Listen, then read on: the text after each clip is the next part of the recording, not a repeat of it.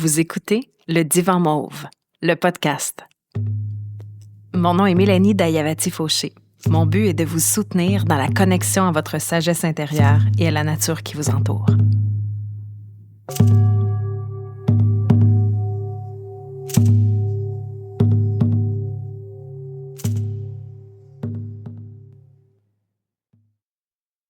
Namasté tout le monde. Dans ce 3e épisode, j'aborde avec vous le concept bouddhiste de l'impermanence. Je vous raconte aussi l'histoire de Kisagotami. Je reviens sur la notion de la méditation analytique et je discute avec vous de la manière dont on peut utiliser le concept de l'impermanence pour profiter pleinement de chaque moment. Bonne écoute!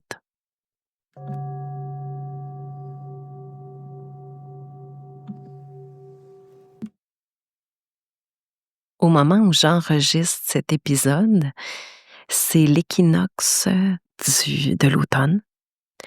On est le 22 septembre 2022. Puis, je sais qu'il y en a plein qui ont souffert vraiment avant moi, mais je viens juste de sortir de la COVID. Donc, c'est ce qui explique ma voix vraiment enrouée. Je n'ai pas retrouvé encore mon odorat et je n'ai pas retrouvé encore ma voix complètement libre et sans grichou. Donc, merci de comprendre pourquoi ma voix est différente aujourd'hui.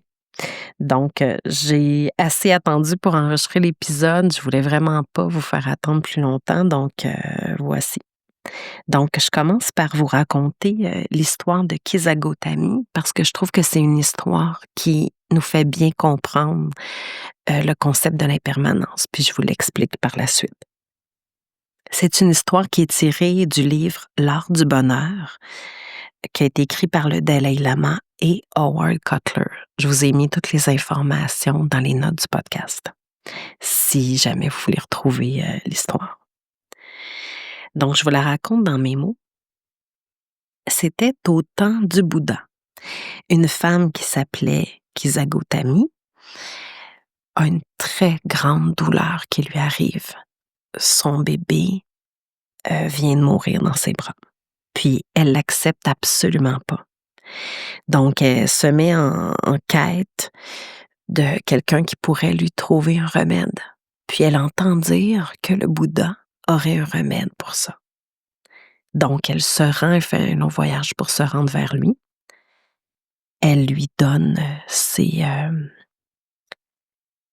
son respect et puis elle lui demande « Est-ce que tu pourrais préparer un remède qui rendra la vie à mon enfant? » Il lui répond « J'en connais l'existence, mais pour le préparer, j'ai besoin de certains ingrédients. » La femme se sent tout de suite soulagée, puis elle lui demande quel ingrédient je peux aller chercher. Il lui dit « Apporte-moi une poignée de graines de moutarde. » La femme se dit qu'elle va pouvoir lui en procurer. Elle va chercher, demander, cogner aux portes pour en trouver. Mais juste avant qu'elle parte, le Bouddha lui dit « J'exige que ces graines de moutarde proviennent d'une maison où aucun enfant, aucune épouse, aucun parent, aucun serviteur n'est jamais mort. » La femme acquiesce, elle sort de la maison du Bouddha, puis elle se met à la recherche d'une maison où elle pourrait trouver des graines de moutarde où personne ne serait jamais mort. À chaque porte où elle frappe, elle leur demande si quelqu'un est mort dans la maison. Au bout de plusieurs jours de recherche, elle a fait le tour du village sans avoir été capable de trouver aucun foyer que la mort n'avait visité auparavant. Et si une fille, à un autre endroit, un serviteur, encore dans une maison, un mari était mort, un parent est décédé dans une autre. Ainsi, Kisagotami se rend compte qu'elle est incapable de trouver un foyer qui a été affranchi de la douleur de la mort. En se rendant compte qu'elle n'est pas seule à vivre cette souffrance, ce chagrin, elle accepte que le corps de son enfant reste sans vie et s'en revient devant le Bouddha. Le Bouddha la regarde, puis lui parle avec une très grande compassion, puis lui dit « Tu croyais être la seule à avoir perdu un fils, mais la loi de la mort veut que parmi toutes les créatures vivantes, il n'y ait nulle permanence. » La première fois que j'ai entendu cette histoire-là, c'était dans un enseignement de la philosophie bouddhiste. Puis, c'était utilisé traditionnellement, je pense que c'est souvent utilisé pour ça, pour nous faire comprendre que la souffrance est un phénomène universel. Mais moi, je l'aime beaucoup, cette histoire-là, pour me rappeler le concept de l'impermanence des choses. Je vous explique. L'impermanence des choses, c'est dans le fond le fait de se rendre compte, de l'intégrer complètement, que rien n'est permanent dans la vie. Donc, ça peut paraître négatif comme ça, mais c'est là que je veux revenir sur le concept de la méditation analytique. Dans le deuxième épisode du podcast, j'ai utilisé le terme méditation rationnelle, je pense, mais j'aurais dû utiliser le terme analytique. C'est le terme plus juste. Donc, je vous explique. Moi, ça a sauvé ma vie, là, en quelque sorte, de pouvoir méditer de cette façon-là aussi. Donc, comme je vous disais dans l'épisode numéro 2, on peut très bien méditer assis, utiliser des techniques précises. Je vais vous en montrer lors de prochains épisodes. Mais une forme de méditation qui est active, je dirais, c'est la méditation analytique.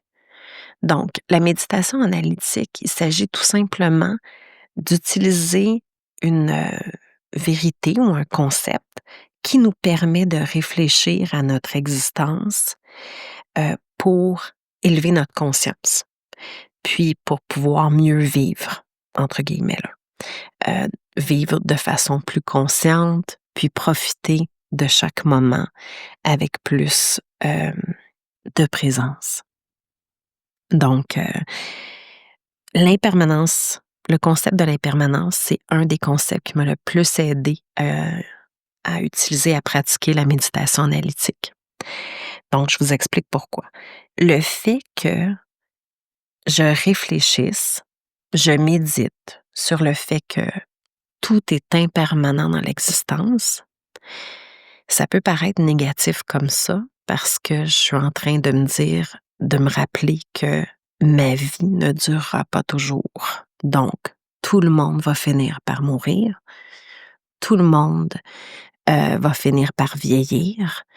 Et toute chose physique finit par s'étioler, se briser, ou en tout cas, ça fait dire. Vous comprenez ce que je veux dire? C'est que si je ne médite pas sur ce concept, je risque de ne pas profiter de chaque moment. Je vous donne l'exemple suivant. L'exemple de l'évolution des enfants, de la période de la petite enfance pour les parents. Peut-être que vous m'écoutez puis vous n'avez pas d'enfant.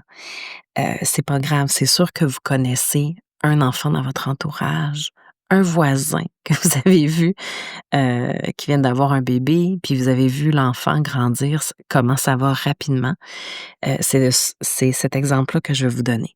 Si on n'a jamais entendu parler du concept de l'impermanence des choses, qu'on n'a jamais réfléchi sur ce fait, puis qu'on devient parent, je vais vous donner mon propre exemple. Quand j'ai eu ma fille, ma première,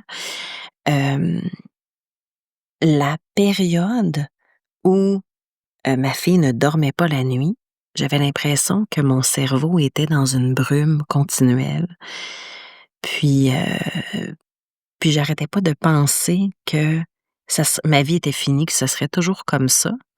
Je suis sûre que je suis pas la seule à avoir pensé ça, d'ailleurs, puis que mon esprit redeviendrait jamais plus le même, puis que je vivrais dans un chaos incessant. C'était ça ma pensée qui revenait régulièrement. Tu sais, quand on manque de sommeil, puis que notre enfant pleure, c'est la première fois qu'on est parent, il peut y avoir de l'anxiété avec ça, et cetera.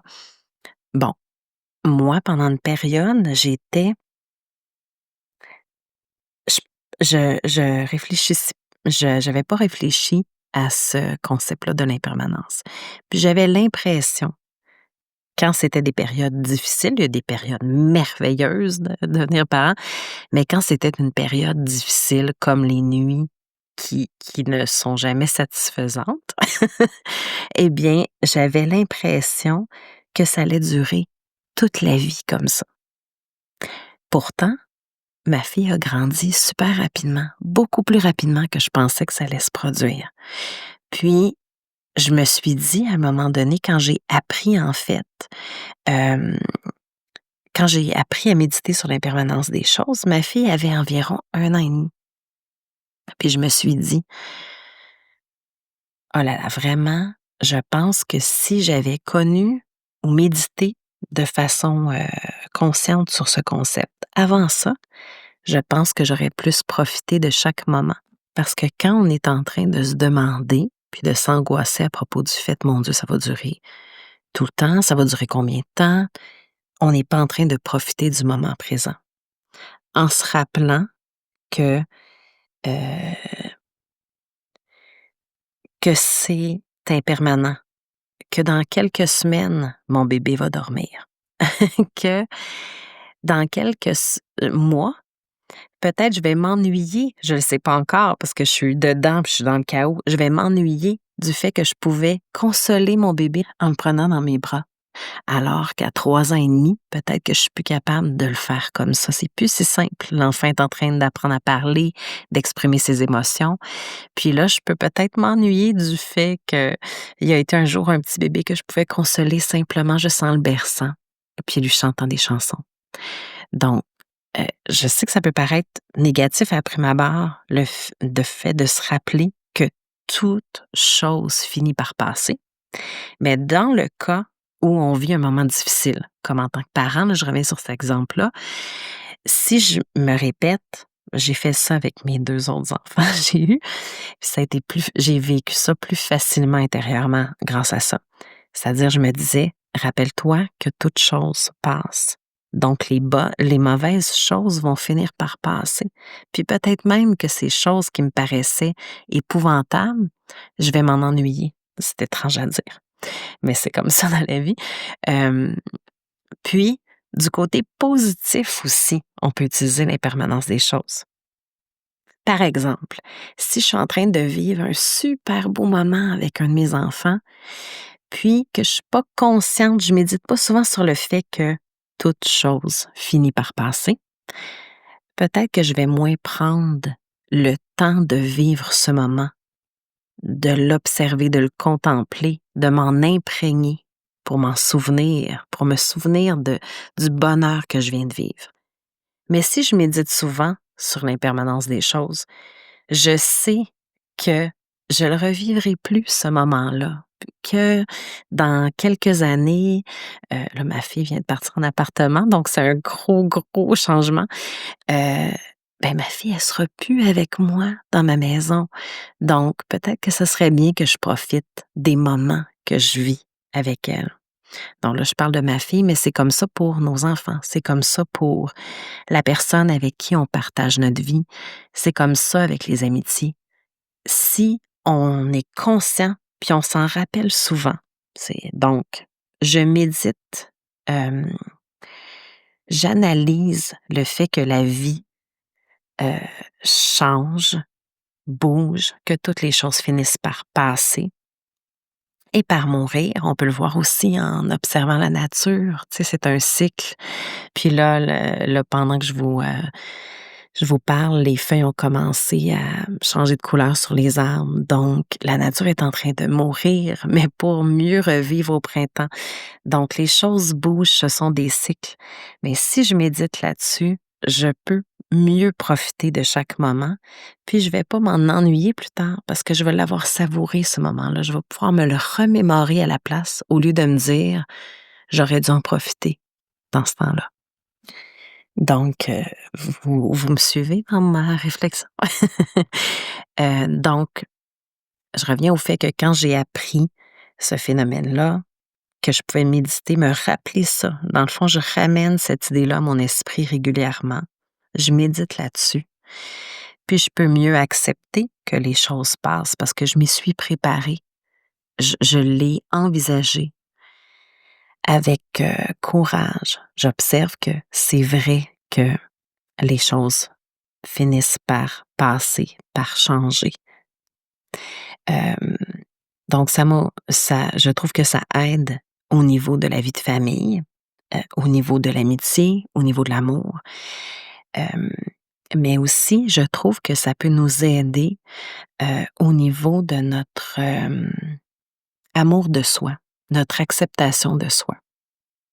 Parce que, en tout cas, moi, en tant que femme, euh, je pense que ça peut être comme ça aussi pour tous les genres, c'est-à-dire que je, je vois que mon corps change, évidemment. Donc, c'est encore dans l'idée de l'impermanence des choses. Si j'envisage le fait que mon corps va changer avec tous les événements de ma vie, avec le type de vie que je vais avoir eu, avec le fait que j'ai eu des grossesses ou pas, avec le fait que j'ai eu des accidents ou pas, le corps change. Moi, j'ai eu la chance, en tant que massothérapeute, j'ai vu plein de sortes de corps, de tous âges. J'ai toujours trouvé tous les corps beaux. Puis, ce que ça m'a appris, c'est aussi le changement du temps sur le corps, puis qu'on n'y peut rien, le corps change. Donc, si je médite sur l'impermanence des choses, je me prépare au fait que le corps que j'ai en ce moment ne sera plus dans 5 ans. Chaque année, le corps n'est plus le corps qu'il était l'année dernière. Donc, de là l'importance d'en profiter, de le voir comme un véhicule dans lequel on vit la vie, on expérimente la vie, les sensations, la douleur aussi, les souffrances, mais le plaisir. Donc, j'aime beaucoup méditer sur l'impermanence pour accepter mieux mon corps qui vieillit, qui change. J'espère que ça peut vous donner un petit outil pour vous aussi. Puis, une des choses sur laquelle ça peut nous aider vraiment beaucoup l'impermanence, c'est il y a plusieurs choses de la vie là, qui sont clairement impermanentes. Tout est impermanent, mais les choses qui sont plus difficiles à accepter. Le changement corporel, de mon expérience, j'ai vu que ça, c'était une chose qui était difficilement acceptée par beaucoup de gens. Le fait que les gens changent, que les enfants grandissent, tout ça, beaucoup de gens restent nostalgiques puis ont de la difficulté à accepter que les personnes qu'ils connaissent vont progresser, changer, se diriger dans un chemin qu'eux n'avaient pas prévu. Donc ça peut nous aider là-dedans aussi. Puis les 2 phénomènes sur lesquels je trouve que c'est vraiment important de méditer sur l'impermanence, c'est bien sûr la vieillesse, j'en ai parlé un peu déjà avec le corps, mais surtout la mort. Je pense qu'on est tous plus ou moins conscients de la mort. Bien sûr, j'ai vécu la mort de ma grand-mère, de mon grand-père. J'ai vu des gens souffrir de deuil, j'ai accompagné même des clients qui souffraient de deuil. Mais j'ai jamais expérimenté aussi profondément la réalité de la mort que cette année. Vous me direz, tu sais, ben oui, tout le monde le sait qu'on finit tous par mourir. Je comprends. Je le savais, en tout cas, intellectuellement. Mais c'est le fait d'avoir été confrontée avec la mort de quelqu'un de très proche de moi, c'est mon père au début de l'année qui est décédé, qui m'a fait me rendre compte profondément à quel point on ne nous parle pas beaucoup de ce phénomène de la mort. Dans notre société, en tout cas ici en Occident, ici au Québec, je trouve que la mort n'est pas vue. Le processus, on dirait que c'est un peu caché. On n'en parle pas beaucoup. On voit pas la réalité. Tu sais, on voit la mort dans des films, mais c'est jamais comme ça que ça se passe réellement dans la vie. Euh, Puis vraiment, si j'avais jamais médité sur le concept de l'impermanence, je pense pas que j'aurais vécu ça comme ça. J'ai trouvé ça très difficile, je trouve ça encore difficile d'avoir perdu mon père, mais j'étais, je sais que tout le monde va passer par ça. Mais en même temps, j'ai jamais autant médité là-dessus que cette année. Ça remet les choses en perspective. Fait que moi, ce que je souhaite, c'est que les gens aient le temps, que vous ayez le temps de réfléchir à ça, parce que ça fait rendre les choses qui nous paraissent parfois dramatiques, un peu moins dramatiques quand on sait que ça va passer. Tu sais, quand il y a une chicane, je sais pas, si vous travaillez dans un bureau, si vous êtes aux études, vous avez une chicane avec un collègue ou un autre étudiant. euh, Parfois, ça nous paraît la fin du monde, mais c'est juste un petit événement dans l'océan de la vie.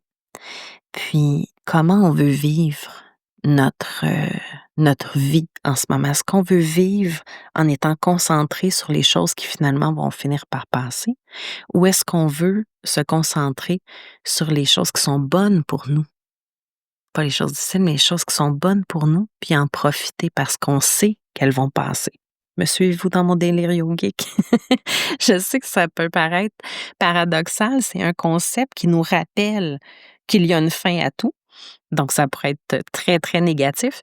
Mais moi, je pense que ça a un lien avec, j'en ai pas parlé encore, mais la conscience en médecine chinoise, c'est médecine chinoise d'où vient le shiatsu. C'est pour ça que je vous parle de ça.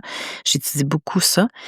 Euh, c'est le cœur qui serait le siège de la conscience, selon la médecine traditionnelle chinoise. Puis, je trouve ça tellement beau.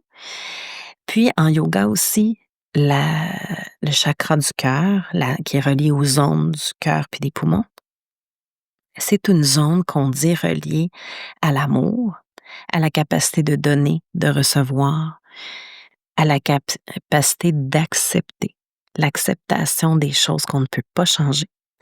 Puis aussi, le courage. Tu sais, le mot courage vient du mot cœur.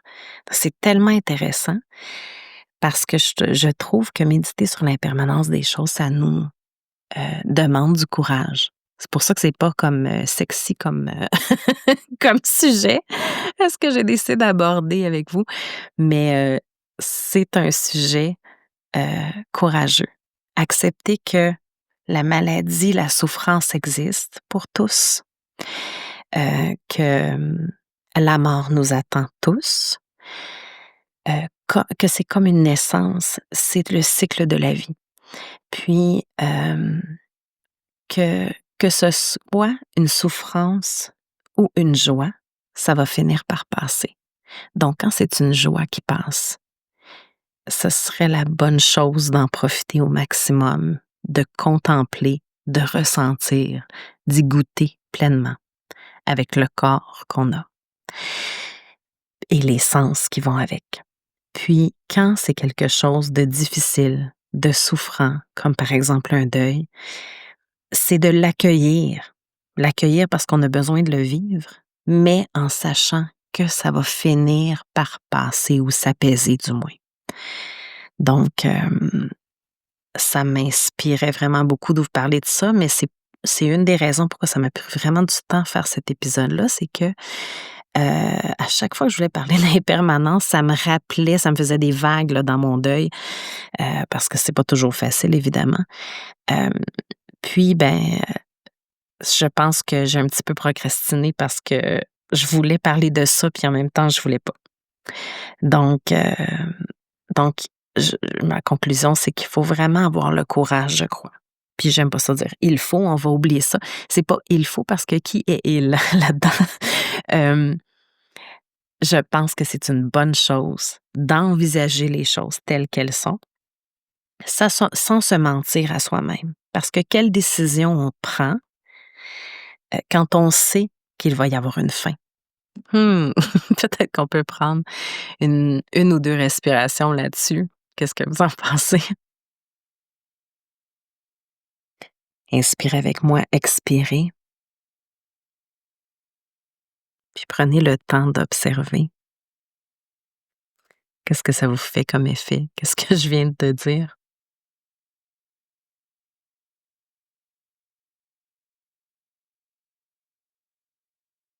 Prenez le temps d'observer puis d'accueillir.